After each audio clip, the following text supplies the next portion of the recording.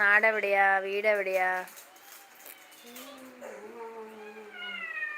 കണ്ടോ, നമ്മുടെ പൂച്ചക്കുട്ടിയെ ബലാത്സംഗം ചെയ്യുന്ന റിസബാവ. നമ്മുടെ പൂച്ചക്കുട്ടിയെ ആക്രമിക്കുന്നു.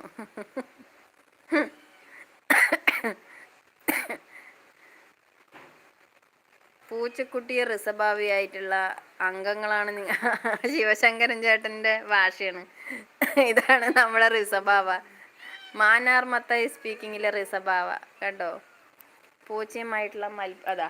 അപ്പോഴേക്കും അമ്മ ചോദിക്കാനായി എത്തിയിട്ടോ. ഇതാ അമ്മ. എൻ്റെ മോളെ എന്താ ചെയ്യുന്നത് നീ?